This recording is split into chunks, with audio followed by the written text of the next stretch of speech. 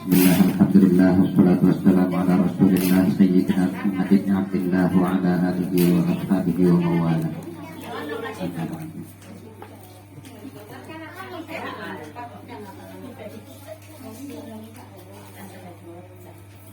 Qala Allah Ta'ala fil Qur'anil Karim, a'udzu billahi minasy syaithanir rajim. Bismillahirrahmanirrahim. Qul hal yastawil ladzina ya'lamuna wal ladzina la ya'lamun. Al-ayat. Wa qala an-nabiy sallallahu alaihi wasallam, man salaka tariqan yaltamisu bihi ilman sahhalallahu lahu tariqan ilal jannah.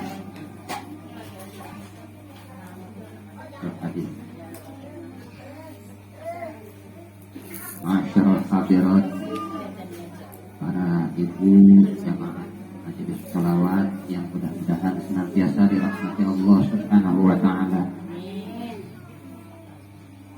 Puji syukur kita panjatkan kehadirat Allah Subhanahu wa Ta'ala. Sholawat beserta salam semoga senantiasa dicurahkan pada junjungan kita Nabi besar Muhammad sallallahu alaihi wasallam, juga kepada keluarganya, para sahabatnya, para tabi'in, atba'ut tabi'in, mudah-mudahan juga sampai kepada kita semua, sehingga kita semua mendapatkan syafaat dari beliau nanti di yaumul jaza wal hisab. Amin ya Allah ya rabbal alamin. Para ibu yang dirahmati Allah Subhanahu wa Ta'ala, alhamdulillah, ya alhamdulillah, malam ini kita masih kembali merasakan atau masih kembali bisa mendapatkan curahan nikmat dari Allah Subhanahu wa Ta'ala, terutama nikmat yang uzma, yang paling agung, yaitu nikmat iman, nikmat Islam, nikmat sehat walafiat, nikmat bisa mengenal dengan kekasihnya Allah, yaitu baginda Rasulullah sallallahu alaihi wasallam, meskipun kita kenalnya hanya lewat kabar.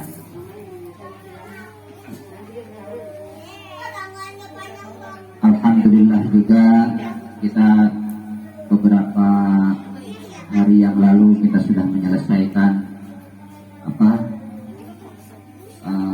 saum Ramadan, menyempurnakan bulan Ramadan, masih diberikan usia, mudah-mudahan kita akan bertemu dengan bulan Ramadan yang akan datang. Amin ya Allah ya rabbal alamin.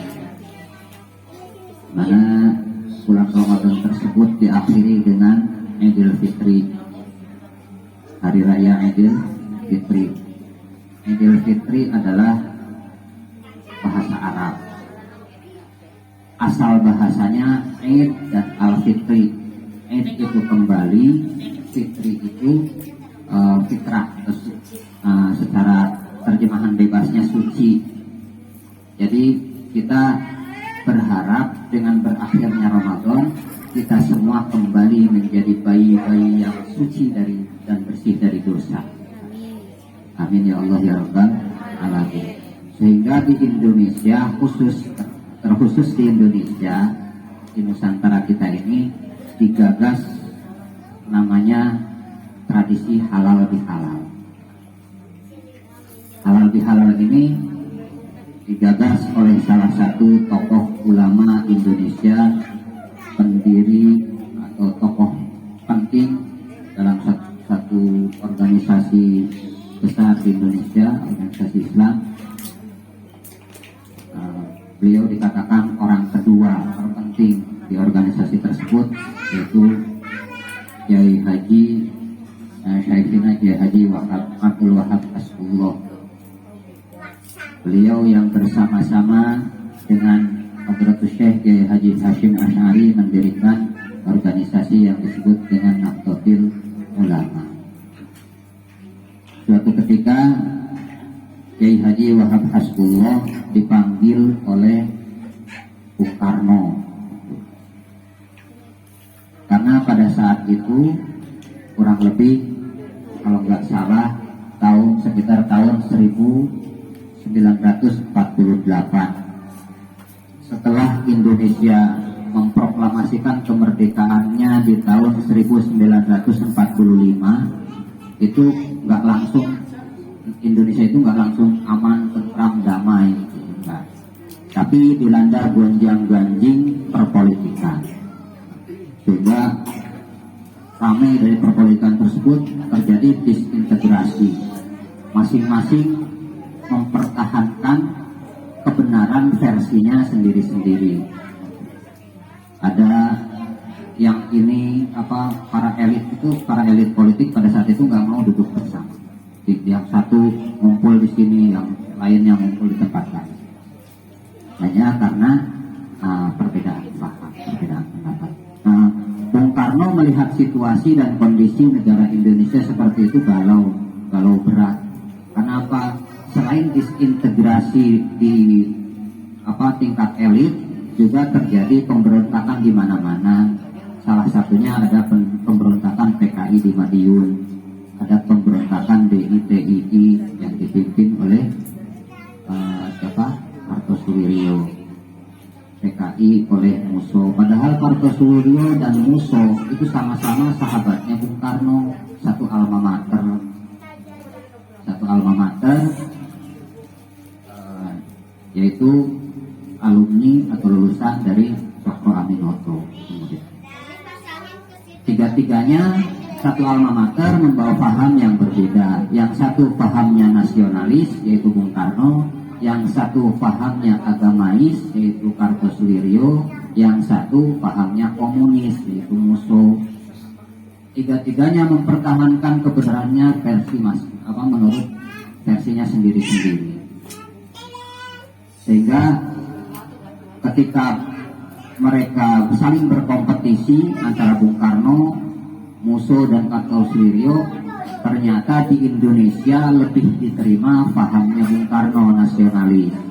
Karena apa? Karena Indonesia itu terbentuk dari banyak suku, banyak agama. Ada puluhan bahkan ratusan suku di Indonesia. Beda halnya dengan negara-negara luar di Eropa, satu bangsa jadi banyak negara. Di Timur Tengah, bangsa Arab, ada Saudi Arabia, ada Uni Emirat Arab, ada Mesir, itu Arab semua bangsanya. Itu pun masih perang. Masih perang. Nah, di Indonesia itu banyak suku, banyak agama. Agama terbesar saat itu adalah Hindu dan Buddha. Ditambah lagi dengan agama warisan nenek moyang dari suku-suku tertentu. Itu ada Kejawen, ada Sunda Wiwitan dan lain-lain. Nah, singkat cerita, pada saat itu Bung Karno galau, sehingga beliau bingung, buntu, harus kayak gimana saya.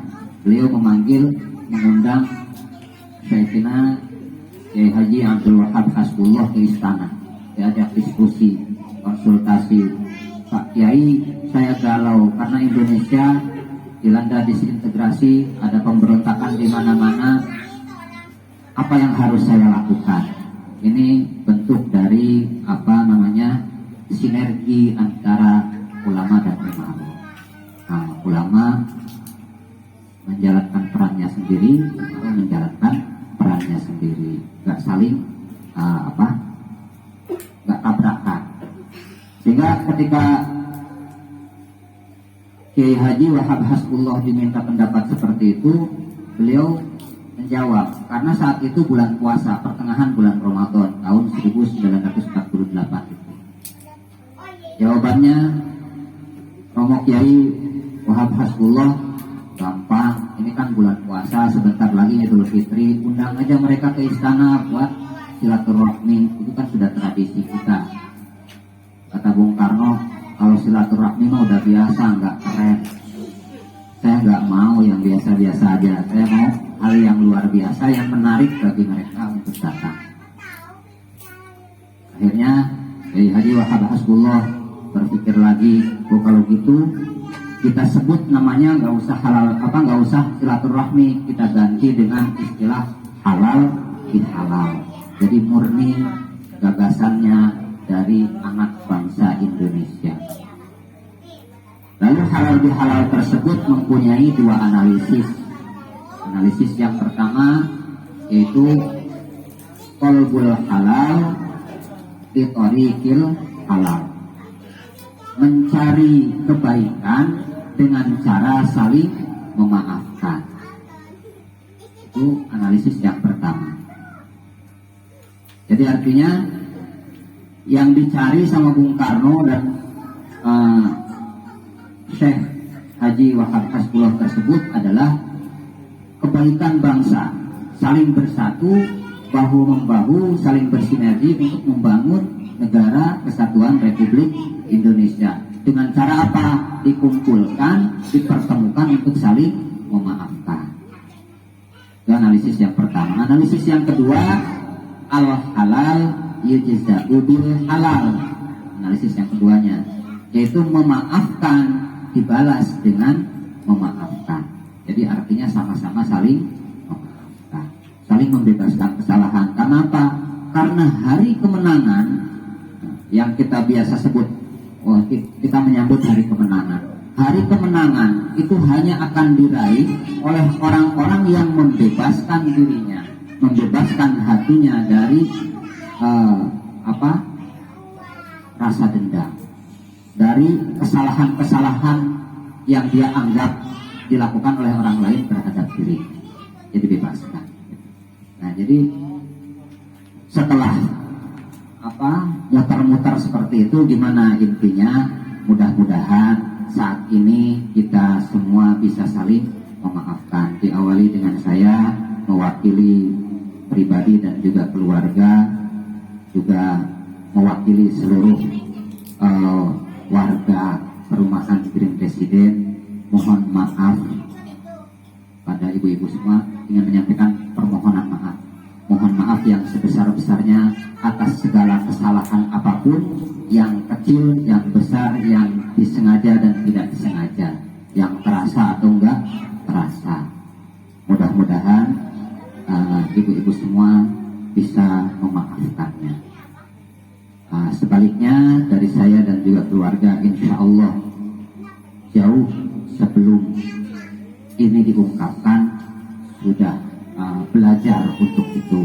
Kita belajar untuk bisa saling memaafkan. Kesalahan sudah biasa karena manusia adalah mahallul khata' wan nisyan. Anas mahallul khata' wan nisyan. Manusia adalah tempatnya salah dan lupa. Nah, setelah ini sedikit saya sampaikan pembuka dari ta'lim, karena selain halal bihalal kita juga membuka sedikit sisipan ilmu, karena majelis yang atau tempat duduk, tempat berkumpul dimanapun yang dirahmati Allah Subhanahu wa ta'ala adalah yang di dalamnya disebut-sebut ilmu, dibahas, ada pembahasan ilmu. Mengobrol dimanapun, ibu kalau umpamanya nggak mau ngumpulnya itu dilaknat Allah, lagi ngerumpi pun sisipin ilmu. Jadi jangan ngerumpi semua, minimal bukan berarti saya ngajarin ngerumpi ya. Kalau bisa ngerumpinya dihilang. Tapi seandainya ngerumpi itu kan susah dihindarin, karena pas ketemu keperluannya tiba-tiba melebar kemana-mana. Wah, ngerumpi. Nah, biar nggak terlalu dilaknat Allah, disisipin pembahasan ilmu, insya Allah rahmatnya Allah diturunkan. Mudah-mudahan rumpinya tadi juga dimaafkan. Jadi ini hanya sisipan-sisipan karena majelis. Jadi biar sempurna sholawatnya, kita memuji Rasulullah, tumut atas perintahnya Allah, karena kita diperintahkan sallu alaihi wasallimu taslima, bersalawatlah kalian kepada Rasulullah dan bersalamlah. Jadi saya sisipkan ini sebagai pembuka. Dawuhnya Imam Ibn Ruslan di dalam syair disampaikan, wa kullu man bi ghairi ilmin ya'malu a'maluhu mardudatun la tuqbalu. Barang siapapun, setiap orang yang beramal tanpa ilmu, beramal dalam arti beribadah.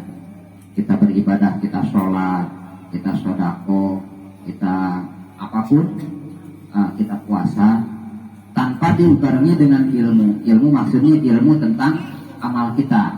Ilmu sholat apa? Syarat rukunnya sholat, yang membatalkan sholat, termasuk ilmu-ilmu penunjangnya. Salah satunya ilmu penunjang sholat ada apa? Wudu.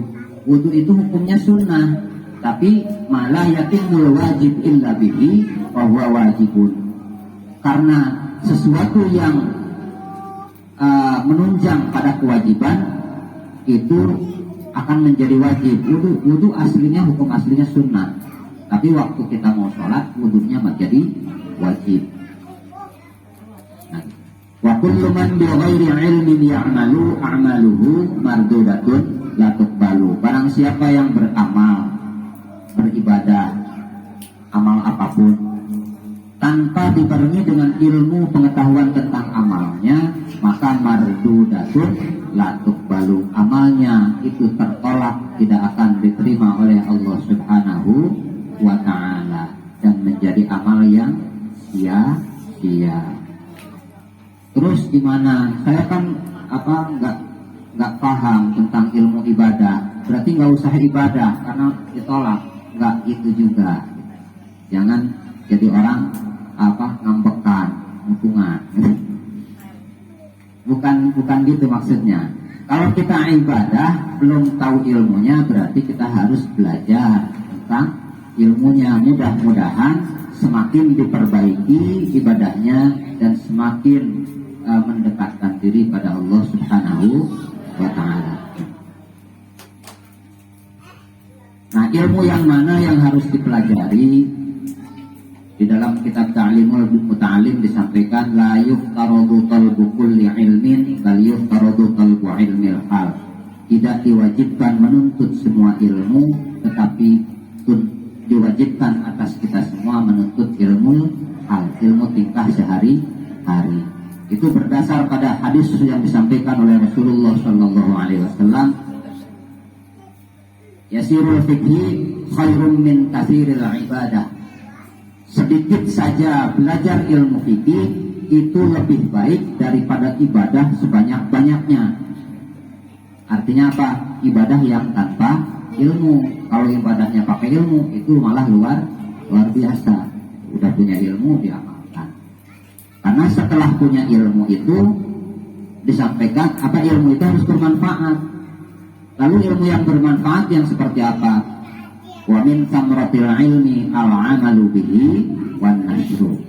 Yang dimaksud dengan buah dari ilmu atau kemanfaatan ilmu adalah al-amalu bihi wan nashru, mengamalkannya dan lalu mengajarkannya pada orang lain. Itu namanya ilmu manfaat. Kalau cuma ngajarin doang, nggak pernah ngamalin, ya nggak manfaat juga.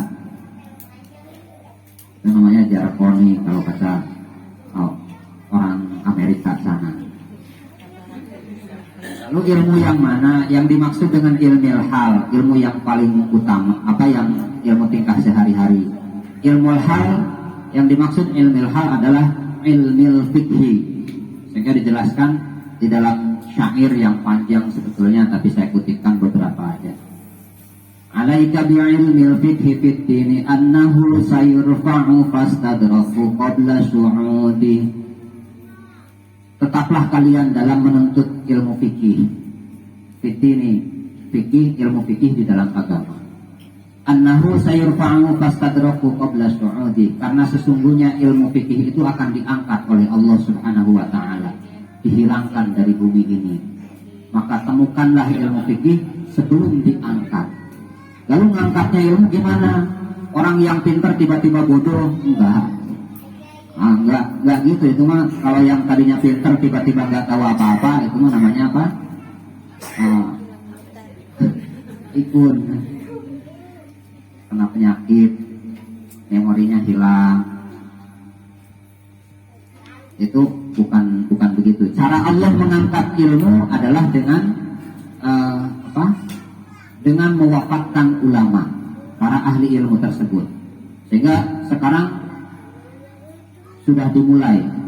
Kalau kita kita baca di media, informasi dari media, dalam satu hari berapa kabar duka dari para ulama Indonesia yang sudah diangkat, diwafatkan oleh Allah Subhanahu wa Ta'ala.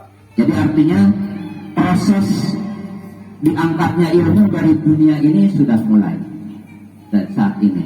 Maka sebelum ilmu itu betul-betul diangkat, ayo kita temukan ilmu tersebut dengan cara apa? Dengan cara belajar, dimanapun belajar. Kita lagi santai-santai nongkrong belajar, dimanapun. Jadi belajar itu nggak harus terfokus pada tempat, terfokus pada figur, terfokus pada siapapun yang memang dimanapun yang di situ ada ilmu, siapapun yang bisa memberikan kita ilmu, kita terima. Dawuhnya Rasulullah, utlubul ilma walau biskin, tuntutlah ilmu walaupun itu ada di negeri Cina. Analisisnya kenapa harus Cina? Analisisnya apa? Itu nanti panjang malah. Yang jelas menuntut ilmu itu dari manapun, dari siapapun, bahkan unzur maqala wala tanzur maqala, lihatlah apa yang diucapkan, bukan dilihat siapa yang mengucapkan. Kalau yang mengucapin anak usia 5 tahun tapi itu kebenaran, dia terima. Tapi kadang-kadang kita terlalu gengsi, anak kecil ngomongnya sok pinter. Padahal bukan sok pinter, ibunya terlambat buat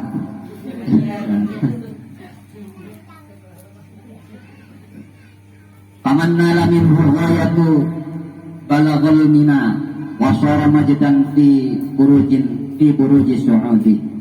Barang siapa yang menemukan puncaknya dari ilmu tersebut, dari ilmu fikih tersebut, maka pasti Allah akan menjadikan orang itu orang yang senantiasa berbahagia dan diberkahi oleh Allah Subhanahu wa Ta'ala. Jadi penting ilmu fikih. Tafaqah fa innal fiqha afdalu qaidi ilal birri wat taqwa wa a'dalu qasidi. Nah, selanjutnya di syair di bait selanjutnya, tafaqah, belajarlah ilmu fikih. Fa innal fiqha afdalu qaidi, karena sesungguhnya ilmu fikih adalah sebaik-baik tuntunan. Tuntunan apa? Tuntunan ilal birri wat taqwa, tuntunan untuk melakukan kebaikan-kebaikan dan ketakwaan. Wa a'dalu qasidi, dan juga tujuan yang paling baik adalah ilmu fikih. Wal ilmul hadi ila sunanil huda wal hisnu yanji min jami'is syada'idi. Ilmu fikih adalah ilmu yang menunjukkan pada jalan petunjuk. Jalan petunjuk. Di dalam Al-Quran disampaikan, Alif lam mim zalikal kitabul la raiba fihi hudan lil muttaqin, petunjuk bagi orang-orang yang bertakwa. Nah, ilmu di dalam Al-Quran itu kan ilmunya banyak, nggak hanya ilmu fikih aja, nggak hanya ilmu tasawuf aja, jadi masih tercampur baur di sana. Gitu. Sehingga kalau kita mempelajari langsung dari Al-Quran, yang ada kita mabok sebelum pinter. Pinternya enggak, stresnya iya. Karena istilahnya kalau kata orang Sunda, ngarawu kusiku, ya nggak dapat. Sikut dibuat ngambil, nggak dapat. Buat ngeraup jangan pakai sikut, tapi pakai gayung biar cepat. Jadi setelah tangan disambung pakai gayung. Nah, ilmu fikih, fan ilmu itu termasuk ilmu fikih, di dalamnya adalah hasil karyanya atau hasil ijtihadnya para ulama. Gimana caranya mempermudah kita ini supaya lebih mudah untuk mempelajari Al-Quran tersebut sesuai dengan kebutuhan. Nah, ilmu fikih adalah ilmu yang paling utama dari semua ilmu syariat tersebut. Karena apa? Di dalamnya ilmu tentang sholat, ilmu tentang wudu, tentang bersuci, tentang berdagang, ada fikih tijaroh namanya, ada fikih ibadah, terus ada fikih faraid tentang waris. Nah tadi di atas disebutkan bahwa ilmu fikih akan diangkat oleh Allah, dan yang pertama kali akan diangkat oleh Allah adalah ilmu faraid, ilmu tentang waris, tentang waris. Sehingga sekarang nggak ada lagi orang bagi-bagi waris, sekarang udah nggak ada. Bagi-bagi waris sekarang apa? Bawanya pengadilan. Nggak lagi pakai ilmu fikih, karena ilmu fikih dirasa nggak adil sama orang zaman sekarang. Apalagi perempuan merasa nggak adil banget. Istri harusnya dapat paling banyak, malah paling sedikit. Nah, terus ponakannya malah dapat, kakaknya malah dapat, adiknya dapat, cucunya, kakeknya juga dapat, orang tuanya. Sedangkan istrinya malah paling sedikit, kecuali dapat asobah baru agak banyakan dikit. Nah, sedangkan di dalam ilmu faraid itu beda-beda. Nanti ketika anaknya 3 laki-laki semua, pembagiannya seperti apa? Ketika anaknya 5, yang 3 laki-laki, yang 2 perempuan, yang 4 laki-laki, yang 1 perempuan, yang 4 perempuan, yang 1 laki-laki, itu berubah-ubah terus. Agak susah memang. Nah, tapi sekarang udah mulai diangkat oleh Allah karena sudah jarang sekali di Indonesia, bahkan mungkin di dunia, yang menggunakan ilmu faraid. Dan selanjutnya ada ilmu fikih yang akan diangkat oleh Allah. Karena apa? Orang sekarang ibadah itu udah nggak butuh ilmu lagi.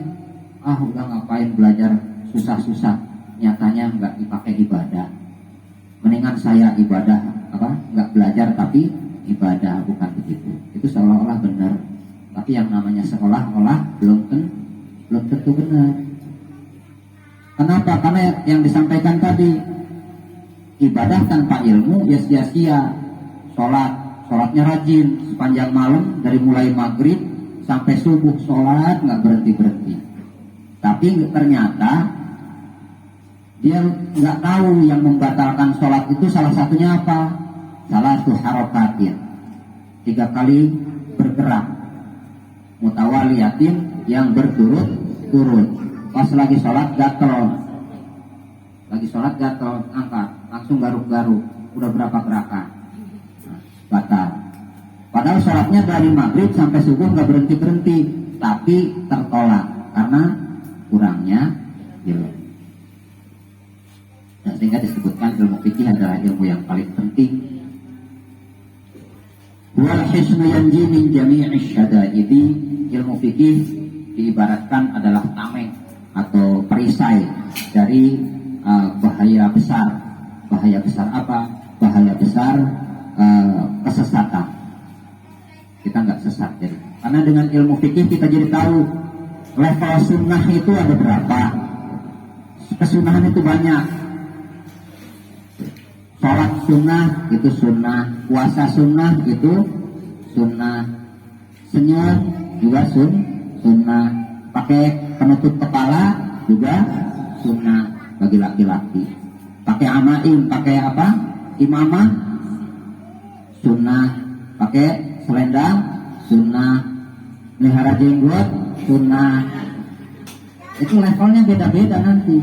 Karena apa? Ada masnunah, ada mandubah, ada aula, ada afdol. Beda-beda. Yang paling sunnah yang mana? Yang lebih sunnah adalah, bahkan bukan sunnah lagi, sunnahnya lebih-lebih adalah menjaga akhlak, menjaga sikap, saling menghormati. Itu yang paling utama. Bukan malah ketika kita melakukan kesunahan malah saling mengklaim bahwa sayalah yang paling sunnah. Itu malah jadi nggak sunnah. Dengan ilmu fikih kita juga tahu asbabul wurud dari hadis. Ketika hadis menyampaikan bahwa barang siapa yang memanjangkan pakaiannya sampai menutupi mata kaki, maka maka dia tidak akan dilihat oleh pandangan rahmatnya Allah Subhanahu wa ta'ala. Hadis tersebut asbabul wurudnya apa? Asbabul wurudnya karena pada saat itu orang-orang kaya di Arab itu memanjangkan pakaiannya sampai semakin panjang semakin kaya. Jadi semakin panjang semakin kaya terus. Wah, ada yang lebih panjang, dia panjangin lagi. Sampai suatu ketika itu ada orang-orang kaya yang di belakangnya ada budak-budak yang khusus buat gotongin bajunya doang, sisa baju yang kepanjangan. Rasulullah geram melihat itu. Jauhnya Rasul, potong bajumu, dan keluarlah hadis tadi. Jadi asbabul wurudnya adalah kesombongan. Memotong bajunya adalah memotong atau memangkas kesombongannya. Nah, kalau umpamanya kita sekarang kaum laki-laki bajunya dipendekin di atas mata kaki, terus malah menumbuhkan kesombongan bahwa sayalah yang paling nyunah, maka itu seharusnya berarti dipanjangin, harus relevan hadisnya, terapan hadisnya, nggak boleh asal. Sama halnya dengan ayat jihad dipakai di Indonesia, itu nggak tepat. Jihad terus diulang-ulang tentang ayat jihad, bahwa jihad itu fadilahnya begini-begini. Akhirnya apa? Orang memaksakan pengen jihad, merakit bom, ledakin sama orang-orangnya. Nah, setelah dia ngeledakin diri sendiri kan gosong, disambut sama bidadari. Cuma sayangnya bidadarinya juga yang sama-sama gosong. Ya, bidadari juga nggak mau cantik-cantik begini suruh nerima orang gosong. Kalau mau menerapkan ayat jihad di Indonesia itu nggak relevan, karena Indonesia adalah negara yang damai. Kalau menerapkan ayat jihad di Suriah, di Yaman, di Palestina, di Afghanistan, silakan. Karena jihad di sini, ini di salah satu jilid kitab ini yang Nabi Qalbin disampaikan, al jihad wa daf'u dararin nas muslim amin ahlil baladi musliman kana aw ghairu muslim. Jihad adalah mencegah terjadinya kemadharatan pada orang lain dari dari warga negara, baik orang itu Islam atau non muslim. Jadi kita harus memberi keamanan pada orang-orang di sekitar, itu namanya jihad. Nah, kita lanjutkan ke pembahasan biar nggak kemana-mana, jadi ngerungking nanti. Fa'inna faqihan wahidan mutawari'an asyaddu 'ala syaitani min alfi 'abidi. Karena sesungguhnya orang faqih itu orang yang paham ilmu fikih. Satu orang yang faqih, yang waro tahu waro? Waro itu menjauhi kemaksiatan dan menjauhi kesia-siaan, walaupun itu halal. Contohnya apa? Ngerumpi itu halal sebetulnya, asal nggak ngomongin orang. Halal aja ngobrol kemana-mana, cuma itu sia-sia. Nah, kalau kita mampu menghindari itu namanya waro. Contoh lain nih, jangan ngerumpi mulu. Jadi, umpamanya ada bapak-bapaknya, tapi nanti jangan berantem sampai rumah. Bapak-bapaknya doyan main gaple, umpamanya. Main gaple itu halal. Yang haram judi pakai kartu tersebut.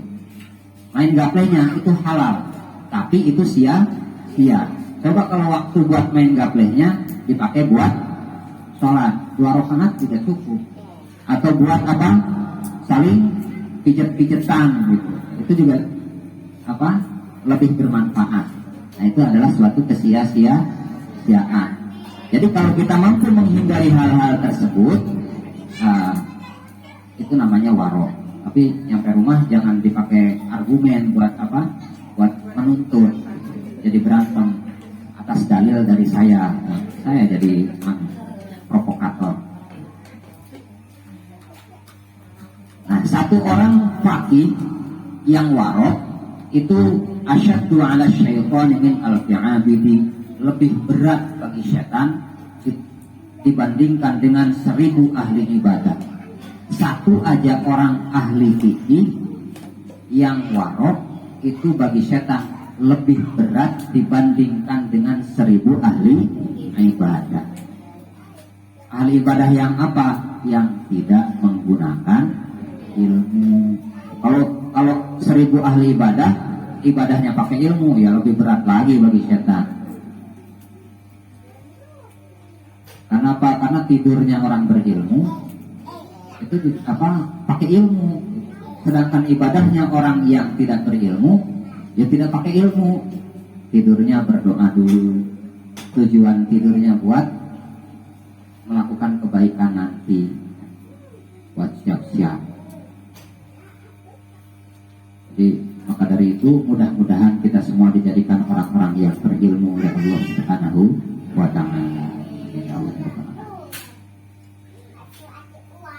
Idza ma'tazadu ilmin bi'ilmin fa ilmul fikhi aula bi'tizazi. Jika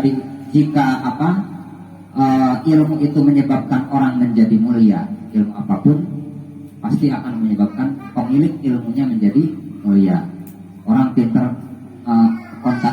akuntansinya jadi mulia. Karena apa? Dicari. Orang pintar bahasa Inggris dicari-cari buat jadi guru bahasa Inggris, jadi tour guide, jadi apa?